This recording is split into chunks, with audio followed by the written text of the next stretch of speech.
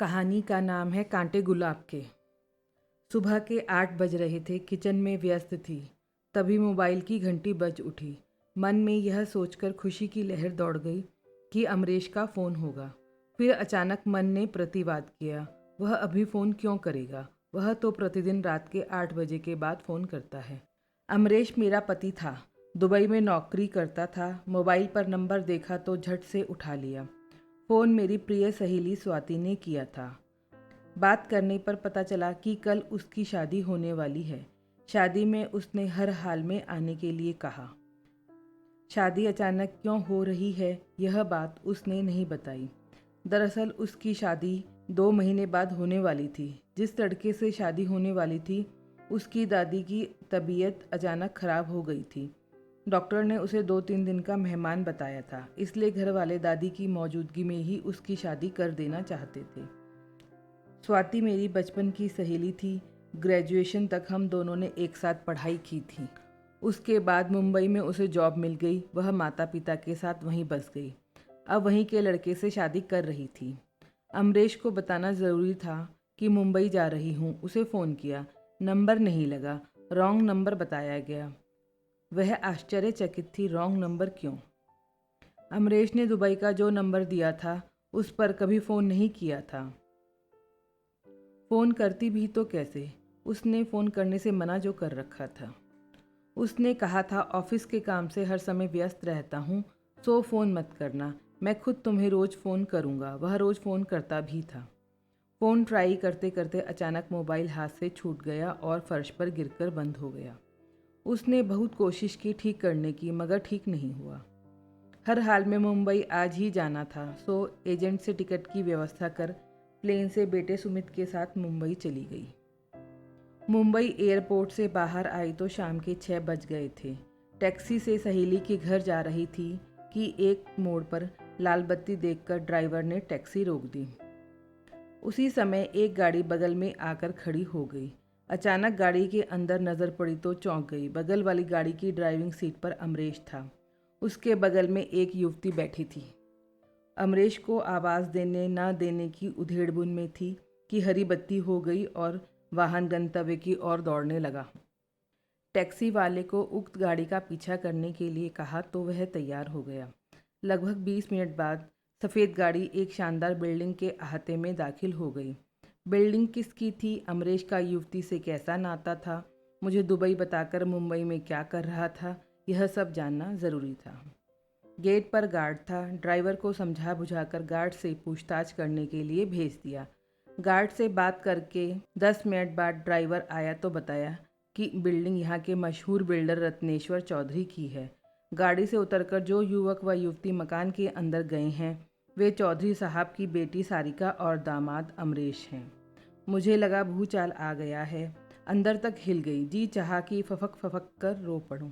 बड़ी मुश्किल से अपने आप को संभाला और सहेली के घर गई। वह अमरेश को विवाह से पहले से जानती थी। जिस कॉलेज में पढ़ती थी वह भी उसी में पढ़ता था। बहुत स्मार्ट और हैंडसम था। लड़कियां उसकी दीवानी थी, मगर वह उसका दीवाना था। उसकी खूबसूरती पर आहें भरता था और उसके आगे पीछे घूमता रहता था। वह उसे चांस नहीं देती थी। दरअसल प्रेम मोहब्बत के चक्कर में पड़कर वह पढ़ाई में पीछे नहीं होना चाहती थी। उसका इरादा ग्रेजुएशन के बाद पहले अपने पैरों पर खड़ा होना था, फिर विवाह करना था। उसके माता पिता भी यही चाहते थे। इस तरह 2 वर्ष बीत गए। उसके बाद वह महसूस करने लगी कि वह अमरेश के इश्क में गिरफ्त हो चुकी है, क्योंकि सोते जागते वही नज़र आने लगा था। 2 साल तक जिस जज्बात को इनकार करती रही थी, वह संपूर्ण चरमोत्कर्ष के साथ उस पर छा चुका था। शायद अमरेश की लगातार कोशिश और उसके अच्छे व्यवहार ने उसकी ज़िद के आगे पांव उखाड़ दिए थे। 2 साल में अमरेश ने उसके साथ कभी कोई आपत्तिजनक हरकत नहीं की थी। हमेशा उससे दोस्ताना तरीके से मिलता था, अपने जज्बात का इजहार करता था, लेकिन कभी भी जवाब के लिए तकाजा नहीं करता था। कभी कॉलेज से दूर तन्हाई में मिलने के लिए मजबूर भी नहीं किया था।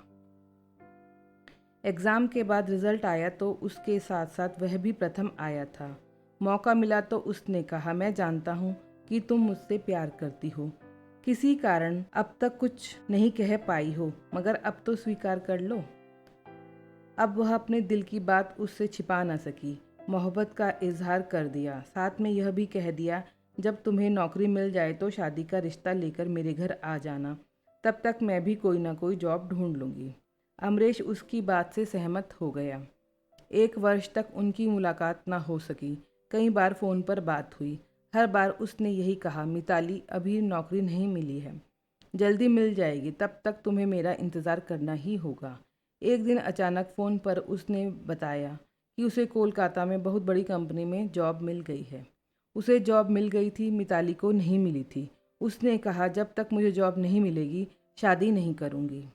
अमरीश ने उसकी एक नहीं सुनी। कहा, तुम्हें नौकरी की ज़रूरत क्या है, मुझ पर भरोसा रखो, तुम मेरे घर और दिल में रानी की तरह राज करोगी।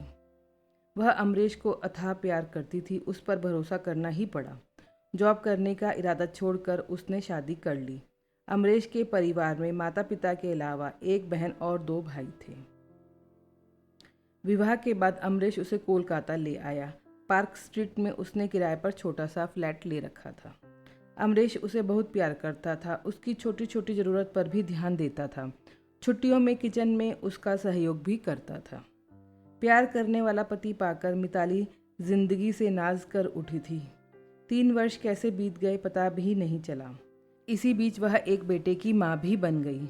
दोनों ने उसका नाम सुमित रखा। मिताली एक बच्चे की माँ थी, बावजूद इसके उसका प्यार पहले जैसा अटल और गहरा था। अमरीश उसे टूटकर चाहता था, ठीक उसी तरह जिस तरह वह उसे बेहिसाब प्यार करती थी। सपने में भी उससे अलग होने की कल्पना नहीं करती थी। वह सोया हो या जाग रहा हो, हमेशा उसके चेहरे को देखा करती थी। मोहब्बत से भरपूर एक सुंदर चेहरा, उसी चेहरे में उसे अपना भविष्य नज़र आता था। यह दुनिया नज़र आती थी, बच्चे नज़र आते थे, हर तरफ खुशी नज़र आती थी। 3 वर्षों बाद अमरीश से कुछ दिनों के लिए अलग होने की बात हुई तो उसका दिल बैठ सा गया। यह सोचकर वह चिंता में पड़ गई कि उसके बिना कैसे रहेगी। हुआ यूं कि एक दिन अमरीश ने ऑफिस से आते ही कहा, आज मेरा सपना पूरा हो गया। कौन सा सपना? दुबई जाकर ढेर सारा रुपया कमाना चाहता था। इसके लिए 2 साल से प्रयास कर रहा था, आज सफल हो गया। वहाँ एक बहुत बड़ी कंपनी में जॉब मिल गई है। 10 दिन बाद चला जाऊंगा। कुछ महीनों के बाद तुम्हें और सुमित को भी वहाँ बुला लूँगा। जहाँ इस बात की खुशी हुई कि अमरीश का सपना पूरा होने जा रहा है, वहीं उससे अलग रहने की कल्पना से दुखी हो गई थी मिताली। शादी के बाद कभी भी वह उससे अलग नहीं हुई थी। दुबई जाने से रोक नहीं सकती थी, क्योंकि वहाँ जाकर ढेर सारा रुपया कमाना उसका सपना था। सो उसने अपने दिल को समझा लिया। दुबई से अमरीश रोज़ फ़ोन करता था, कहता था उसके और सुमित के बिना उसका मन नहीं लग रहा है, जल्दी ही उन दोनों को बुला लेगा। कोलकाता में उसे 20,000 रुपये मिलते थे, दुबई से वह 50,000 रुपये भेजने लगा। दरअसल अपने समय पर मिताली पहले से अधिक इतराने लगी थी। उसे अमरीश के हाथों में अपना और सुमित का भविष्य सुरक्षित नजर आ रहा था। 1 वर्ष बीत गया। इसी बीच अमरीश ने उन्हें दुबई नहीं बुलाया, बार बार कोई ना कोई बहाना बनाकर टाल दिया करता था। एक दिन अचानक कोलकाता आकर सरप्राइज दिया, बताया कि 15 दिन की छुट्टी पर वह इंडिया आया है। उसने कहा, अब तक दुबई इसलिए नहीं बुलाया कि वहाँ अकेले रहना पड़ता। बात यह है कि कंपनी के काम से मुझे बराबर एक शहर से दूसरे शहर जाना पड़ता है। कभी कभी तो घर पर 2 महीने बाद लौटता हूँ। ऐसे में अकेली औरत देखकर मन चले तुम्हारे साथ कुछ भी कर सकते थे। मैं चाहता हूँ कि सुमित के साथ तुम कोलकाता में ही रहो और अच्छी तरह उसकी परवरिश करो। वह चुप रही, कुछ भी कहते नहीं बना। 15 दिनों बाद अमरीश दुबई लौट गया। इतने दिनों में ही उसने पूरे साल भर का प्यार दे दिया था। मिताली उसका अथाह प्यार पाकर गदगद हो गई थी। पार्क स्ट्रीट में अमरीश ने उसके नाम फ्लैट खरीद दिया था। अगले 3 वर्षों तक सब कुछ आराम से चला। अमरीश वर्ष में एक बार 10 या 15 दिन के लिए आता था। उसे अपने प्यार से नहलाकर दुबई लौट जाता था। कालांतर में वह यह चाहने लगी थी कि दुबई की नौकरी छोड़कर अमरीश कोलकाता में उनके साथ रहे और बिजनेस करे। तीसरे वर्ष अमरीश दुबई से आया तो उसने उससे अपने दिल की बात कह दी। वह नहीं माना। वह कम से कम 10-15 वर्षों तक वहीं रहना चाहता था। फिर तो चाह कर भी वह अमरीश को कुछ समझा बुझा नहीं सकी। फ़ायदा कुछ नहीं होने वाला था। उस पर दुबई में अकेले ही रहने का जुनून सवार था। उसके दुबई लौट जाने के 2 महीने बाद ही स्वाति का फ़ोन आया था और अब वह मुंबई में थी। स्वाति की शादी के बाद मोबाइल ठीक करा लिया तो अमरीश का फ़ोन आ गया। 2 दिन से परेशान हूँ, तुम्हारा मोबाइल स्विच ऑफ बता रहा था, बात क्या है? उसने मुंबई आने की बात अमरीश से छुपा ली। उसने कहा कि एक सहेली की शादी में दिल्ली आई हूँ, 2 दिनों बाद लौट जाऊंगी। अमरीश से जिस तरह से हर समय बात करती थी उसी तरह से बात की। उसे यह संदेह नहीं होने दिया कि उसे उसकी बेवफाई का पता चल गया है। अमरीश ने उसके साथ बेवफाई क्यों की? दुबई में नौकरी करने को बताकर दूसरी शादी कर मुंबई में क्यों रह रहा था? आखिर उसकी क्या गलती थी? ये सारी बातें जानने के लिए उसे सारिका से मिलना ज़रूरी था। स्वाति ससुराल चली गई थी। उसकी माँ से बहाना बनाकर और सुमित को उनके हवाले कर चौधरी साहब की बिल्डिंग पर दोपहर में गई। उसे अनुमान था कि उस समय अमरीश घर पर नहीं रहता होगा। गार्ड से बात करने पर इस बात की पुष्टि भी हो गई। अमरीश उस समय ऑफिस में रहता था। गार्ड को उसने अपना परिचय जर्नलिस्ट के रूप में दिया और कहा, अमरीश सर ने सारिका का इंटरव्यू लेने के लिए बुलाया था। गार्ड ने इंटरकॉम द्वारा सारिका से बात की, उससे भी बात करवाई। उसके बाद उसे अंदर जाने की इजाज़त मिल गई। अंदर गई तो सारिका ने उसका स्वागत किया, अपना परिचय देते हुए उसे सोफे पर बिठाया। बगैर समय गंवाए उसने कहा, अमरीश सर का कहना है कि उनकी ज़िंदगी में यदि आप नहीं आती तो वे ऊंचाई के मुकाम पर नहीं पहुंच पाते। बताइए कि अमरीश सर से आपकी शादी कब और कैसे हुई? नौकर कोल्ड ड्रिंक ले आया। कोल्ड ड्रिंक पीते हुए जैसे जैसे बातों का सिलसिला आगे बढ़ता गया वैसे वैसे अमरीश से शादी करने की जानकारी सारिका देती गई। सारिका अपने माता पिता की इकलौती संतान थी। मुंबई में ही उसने ग्रेजुएशन की थी। पिता उसकी शादी ऐसे लड़के से करना चाहते थे जो अमीर खानदान से हो और घर जमाई बनकर उनका बिजनेस संभाल सके। सारिका सांवली थी, नाक नक्श भी अच्छे नहीं थे, कद भी छोटा था। शायद इसीलिए अमीर खानदान का कोई युवक चौधरी साहब का घर जमाई बनने के लिए तैयार नहीं था। गरीब युवकों में से कई सारिका से शादी करना चाहते थे, मगर चौधरी गरीब को पसंद नहीं करते थे। सारिका के ग्रेजुएशन करने के बाद चौधरी साहब ने उसकी पढ़ाई छुड़वा दी थी और उसके लिए वर की तलाश शुरू कर दी थी। 3 साल बीत जाने के बाद भी मनपसंद वर नहीं मिला। उसके बाद सारिका की जिंदगी में अचानक अमरीश आ गया। हुआ यूं कि सारिका माता पिता के साथ एक रिश्तेदार की शादी में 3 साल पहले कोलकाता गई थी। समारोह में अमरीश से उसकी मुलाकात हुई थी। अमरीश जिस कंपनी में काम करता था उसके मैनेजिंग डायरेक्टर की बेटी की शादी थी। सारे स्टाफ को बुलाया गया था। पार्टी में अमरीश सारिका के आगे पीछे घूमने लगा तो मौका देखकर सारिका ने उससे पूछा, आप मेरे आगे पीछे क्यों घूम रहे हैं? मुझसे क्या चाहते हैं? अमरीश ने बगैर किसी संकोच के कह दिया, पहली नज़र में ही मुझे आपसे प्यार हो गया है, आपसे शादी करना चाहता हूँ। सारिका को अमरीश बड़ा दिलचस्प लगा। उसका व्यक्तित्व उसके दिल को छू गया। मुस्कुराकर बोली, आपने मुझ में ऐसा क्या देखा कि मेरे दीवाने हो गए? आप बहुत सुंदर हैं, आपकी सुंदरता मेरे दिल में उतर गई है। जब तक आपसे शादी नहीं होगी मुझे चैन नहीं मिलेगा। मैं गोरी नहीं सांवली हूँ, फिर सुंदर कैसे हो सकती हूँ? आप झूठ बोल रहे हैं। मैं सच कह रहा हूँ। सांवली होते हुए भी आप इतनी सुंदर है कि गोरी से गोरी लड़की भी सुंदरता में आपके सामने घुटने टेक देंगी। अमरीश से सारिका प्रभावित हो गई। उसने उसकी सारी जानकारी लेने के बाद उसे अपना परिचय दिया। फिर कहा, घर जाकर मम्मी पापा से बात करूंगी। पापा तो नहीं चाहेंगे किसी गरीब लड़के से मेरी शादी हो। मैं आपसे शादी करने की पूरी कोशिश करूंगी। दरअसल मुझे भी आपसे पहली नज़र में ही प्यार हो गया है। अमरीश ने सारिका को बताया था कि वह कुंवारा है, दुनिया में उसका कोई नहीं है। वह छोटा था तभी उसके माता पिता का देहांत हो गया था। मामा ने परवरिश की, उन्होंने ही पढ़ाया लिखाया। मामा का अचानक देहांत हो गया तो उनके बेटों ने उसे घर से निकाल दिया। ऐसे में उसके एक दोस्त प्रभात ने उसे सहारा दिया। उसकी बदौलत ही उसे नौकरी मिली। वह उसके साथ गोल पार्क में रहता है। उसका परिवार गांव में रहता है। घर जाकर सारिका ने मम्मी पापा को अमरीश के बारे में बताया तो दोनों ने शादी के लिए साफ मना कर दिया। सारिका अमरीश से हर हाल में विवाह करना चाहती थी, इसलिए उसने घर में बवाल कर दिया। आत्महत्या करने की धमकी दी तो चौधरी साहब को उसकी बात मान लेनी पड़ी। कोलकाता जाकर अमरीश से मिलने के 10 दिन बाद चौधरी साहब ने सारिका की शादी अमरीश से कर दी। अमरीश अच्छा पति साबित हुआ। सारिका को कभी किसी तरह का कष्ट नहीं हुआ। चौधरी साहब का बिजनेस भी संभाल लिया। वर्तमान में सारिका 2 महीने की प्रेग्नेंट है।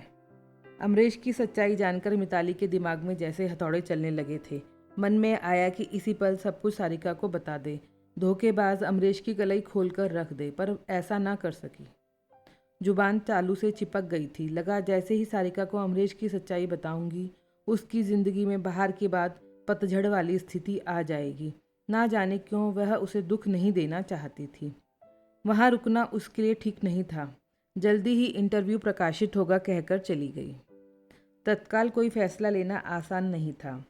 अपने साथ साथ सुमित की ज़िंदगी का भी सवाल था, इसलिए चुपचाप कोलकाता लौट आई।